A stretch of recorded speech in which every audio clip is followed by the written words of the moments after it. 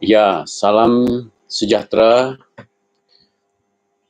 saya ucapkan kepada saudara sekali lagi. Pada malam hari ini saya akan mengulas ya, sebab ada isu terkini yang kita baca dan kita mungkin dengar ataupun mungkin kita menonton yang berkaitan dengan satu kenyataan yang dibuat oleh uh, YB ataupun Menteri Abdul Karim Hamzah, ya. Beliau mengatakan bahawa parti yang akan bertanding di PRN Sarawak yang akan datang adalah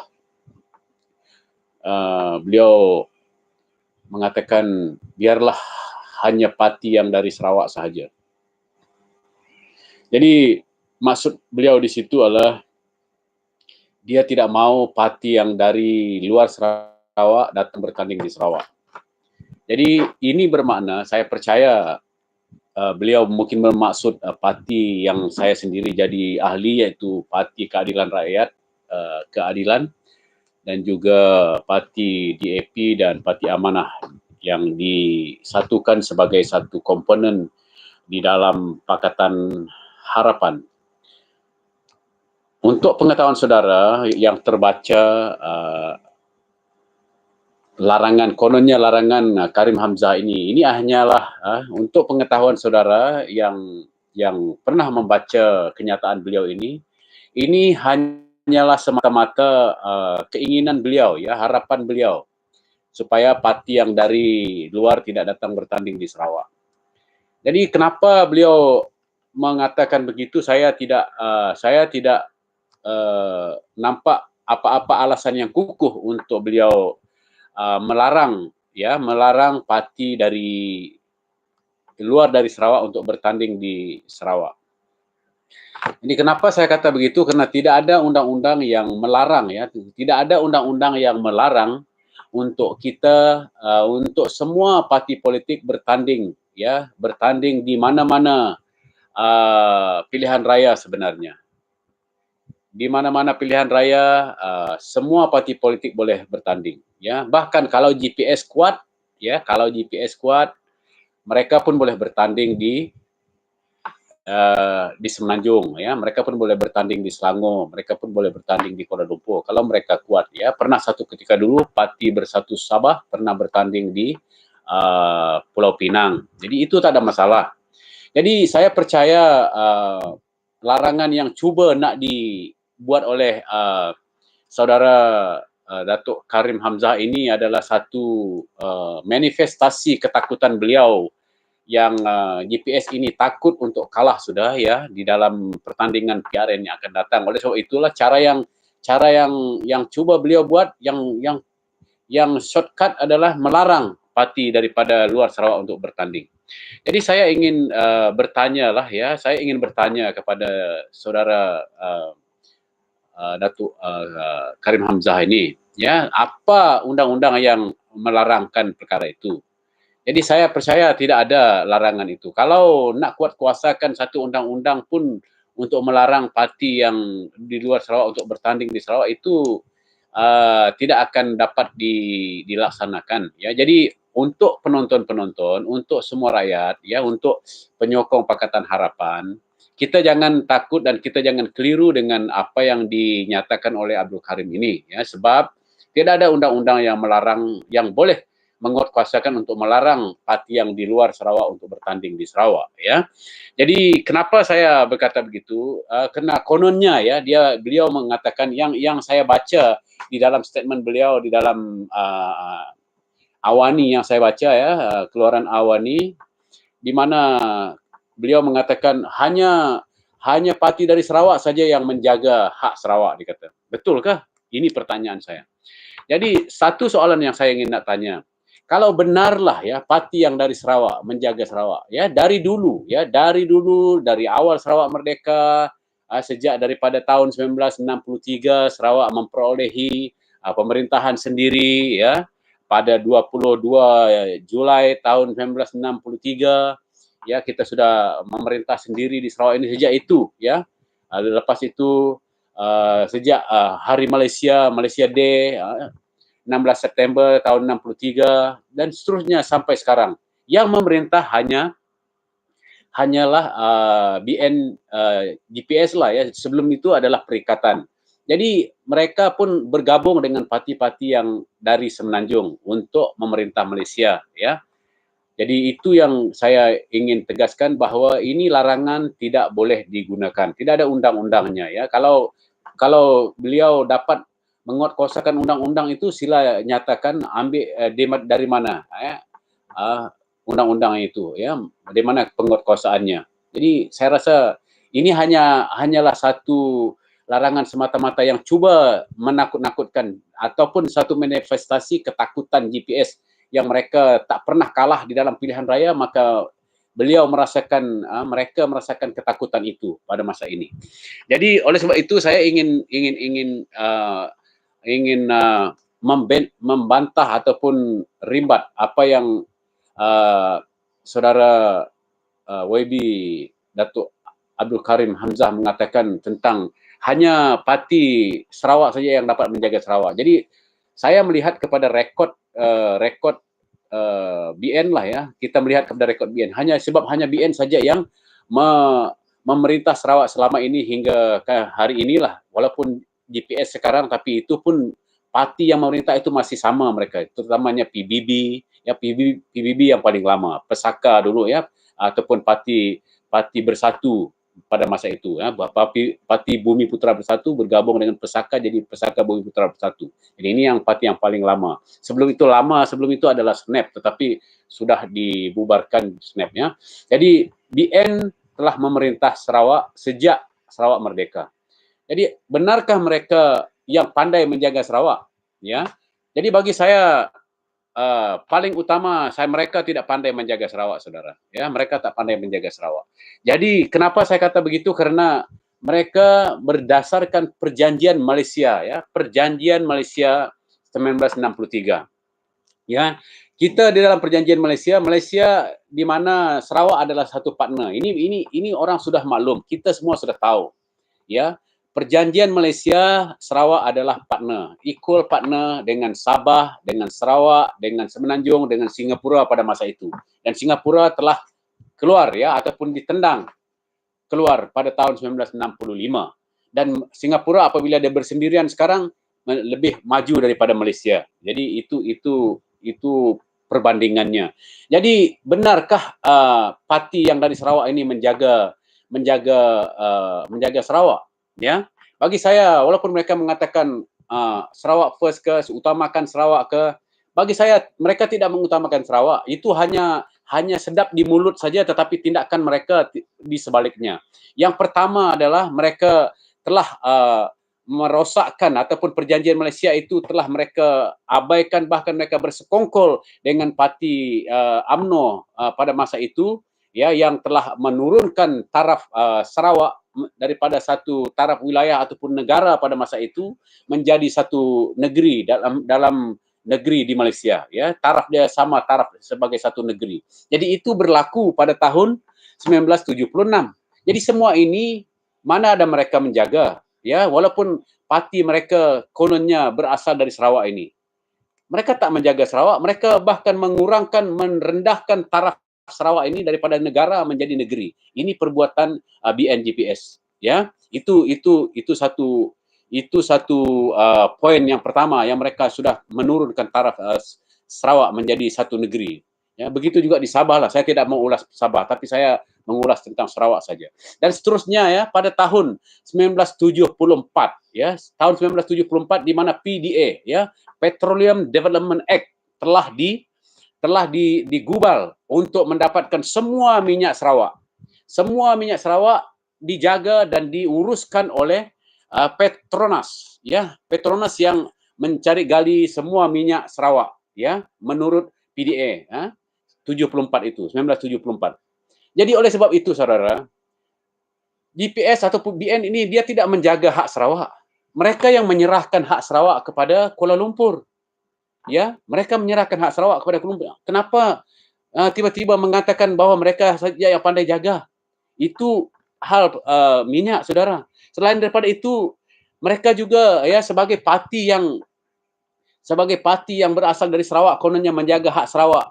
Hak Sarawak ni apa, saudara? Hak Sarawak tak semestinya pada minyak, hak Sarawak tak semestinya pada pembangunan, tetapi hak Sarawak juga adalah hak anak-anak Sarawak, hak rakyat Sarawak. Hak rakyat Sarawak adalah terutamanya bagi tanah adat orang Sarawak, ya. Tanah adat orang Sarawak, terutama yang paling banyak terjejas, ya.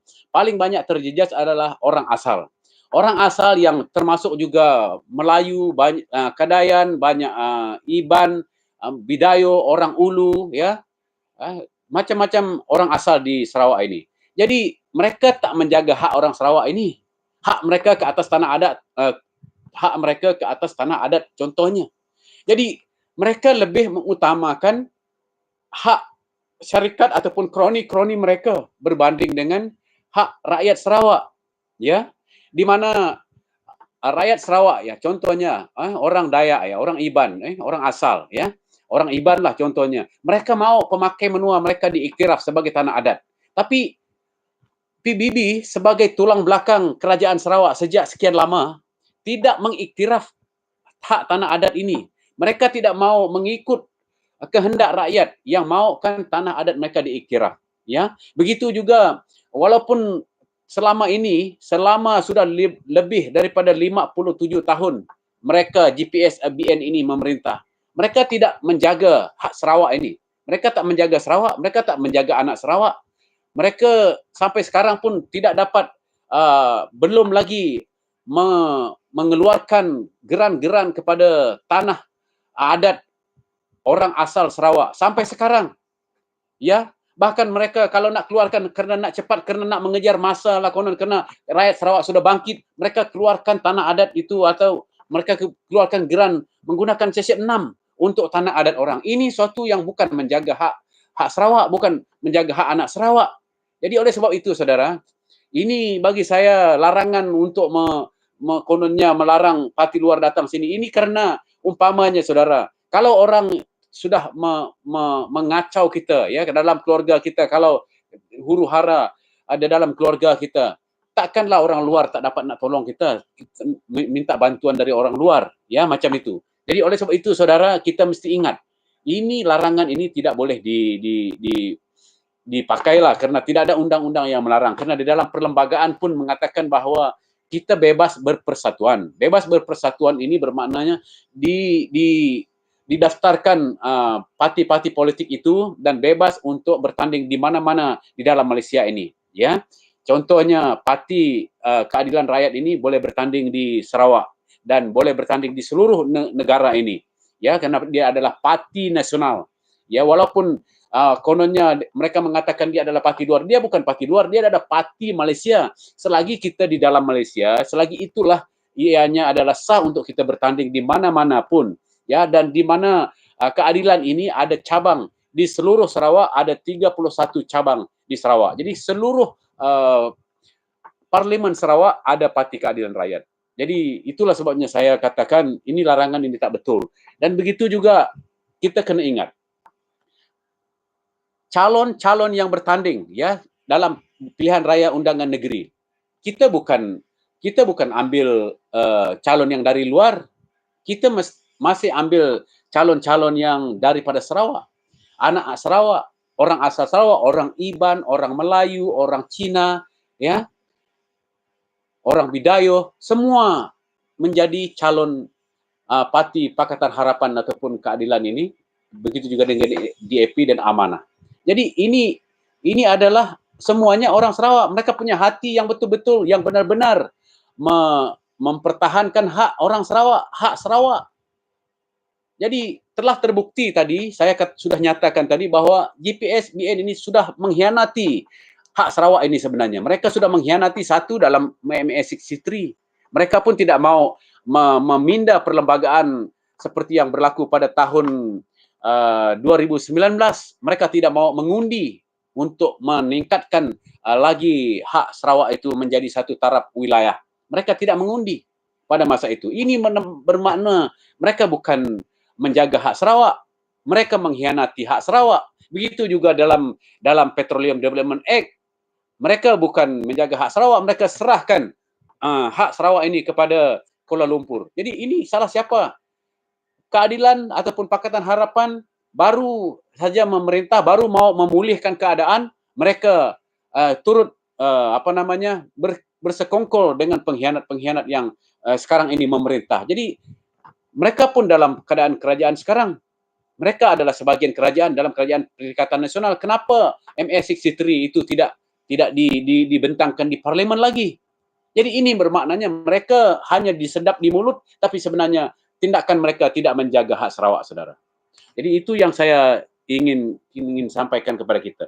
Dan selain daripada itu, walaupun mereka parti ya PBB itu utamanya, parti PBB ini, mereka di dalam parti mereka, saya percaya tidak ada memperuntukkan supaya mengiktiraf tanah adat orang asal ini di dalam perlembagaan mereka. Saya percaya itu tidak ada.